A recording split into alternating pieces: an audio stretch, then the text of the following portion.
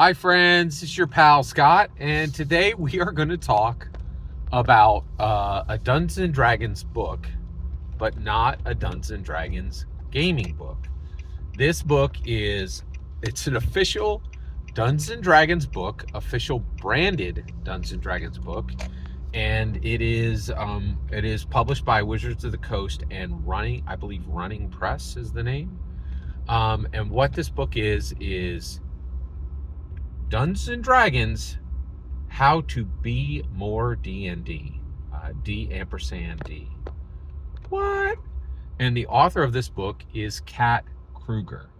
So what I want to talk about in this video is literally the existence of this book, because the existence of this book is significant. It's significant. It is significant. Let's talk about it. So what is significant about this book? The fact that it exists, right? So what is it? Well, wait until you hear this. This is a book that essentially comes from the perspective of what would happen if you lived your life by the structures, by the game mechanics, by the rules, and even by the lore of Dungeons and Dragons. What? Right? And it's really fascinating what people's take on this book is. If you look it up, you will find some people saying it's a self-help book. You will find some people recognizing what it actually is, which is it's a Dungeons and Dragons auxiliary book. And this is really fascinating because I think there are a few people on the planet who are more aware of what exists on actual D&D present than me. Right? I am extremely interested in D&D. They use this term briefly for like a play test, but to me, this is everything. It's D&D now, right? Like, what is going on in Dungeons & Dragons right now? And so my entire focus on the main focus on my channel is what's happening on Dungeons & Dragons right now, right? And this is really important to me. And the reason why is there is a ton of channels that focus on Dungeons & Dragons history. There's an entire group of people who focus on Dungeons & Dragons history. They're called grognards, and they clutch to Dungeons & Dragons as a nostalgic exercise, right? I'm extremely careful about that. It is my humble opinion that you should fight any draw to nostalgia. You should not engage in anything based on nostalgia. It is a bad motivation, right? But we do need to understand Dungeons & Dragons history, mostly to understand its present, right? And we want to understand its present so that we can understand its future also. But I think the most important thing about Dungeons & Dragons is Dungeons & Dragons Now. And this is very much part of Dungeons & Dragons Now. So a lot of people don't know this, but there are these D&D auxiliary books. So Dungeons & Dragons has its traditional books. Those are, actually, I was about to say the black spine, red ampersand. It's actually switched now. It's a red spine, white ampersand, right? And these are the D&D core rule books. These are the D&D canon source books. These are the D&D canon adventure books. These are the D&D canon partnered content books. These are super, super important books, right? And within the D&D community, we understand these books.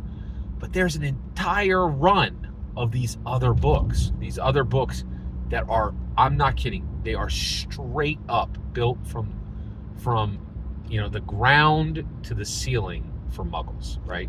There's actually, it's not just one, it's a lot of these books that are built for Dungeons & Dragons for people who do not play Dungeons & Dragons. There's a ton of these. The Young Adventurers Guide. There's books that explain Dungeons & Dragons to people who do not play Dungeons & Dragons. There's DK books. DK are these visual guides. I'm a huge fan of them, and not just for Dungeons and Dragons. I have the DK Lego books. I have the DK Marvel and DC books. I have the DK Warhammer 40K book, right? Like there's tons of these. They're really important. And I actually think they're some of the most important research books that are printed. They're extremely helpful, right? So there are DK books that non-Dungeons and Dragons people pick up because there's no game mechanics within them. This book is one of those books. It is a book that is not needed to play Dungeons and Dragons, and frankly, is literally written from the perspective that, not assuming you have ever played Dungeons and Dragons, not even assuming you will ever play Dungeons and Dragons, which is really, really fascinating. Hey, my name is Scott Garibay. I have this incredibly unique view of Dungeons and Dragons. So I believe that Dungeons and Dragons is, and I've been saying this for like 5 or 6 years, probably 7 or 8 now, that I believe that Dungeons and Dragons is a human improvement engine. That it was literally built from the ground up by Gary Gygax to improve humans one at a time. To have those humans improve everybody at the table with them, and to have those people go up from that table and literally transform society with their sense of adventure, with their improved selves that have used Dungeons and Dragons to cut their deficiencies in half, right? Or to slay their deficiencies completely.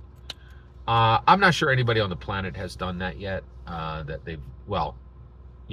one has done that, right? No one has slain all of their deficiencies. I do think some people have slain some of their deficiencies with Dungeons and Dragons. But that's the goal, to cut in half or even slay deficiencies. Right? I think that is the part.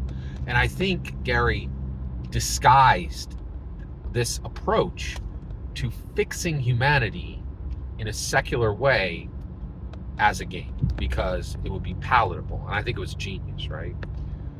But nobody agrees with this, okay? However, this is incredible, right? This is a actual branded book that is saying how to be more D&D. That comes very close to what I'm saying, right? No one is, there's no book that says how to be more Monopoly, right? In fact, the movie Heretic broke down how destructive Monopoly is, right? So there really aren't any games where people are saying, oh, this can improve you as a person, right? But Dungeons and Dragons is here. I've been saying it for 7 or 8 years, and I believe that if you look at this book, it is absolutely coming right straight head on at the concept that Dungeons and Dragons is not a game, right? That it is far more than that, literally. And so this is really fascinating, right? What is Dungeons and Dragons? You have this question. What is Dungeons and Dragons? You have this question. What is Dungeons and Dragons, right? Is it a game? Okay. Here's another one. Is it a lifestyle brand? Okay. And actually, literally, Dungeons and Dragons official people have actually talked about this. They're completely aware that Dungeons and Dragons is considered by some to be a lifestyle brand. Exactly like Harley Davidson saying, this is my identity, or a major part of it, if not, the most important part of my identity, right? And so they're aware, so what is it? Is it a game? Is it a lifestyle brand? Or is it a way of life? Now that seems dramatic for me to say that, right?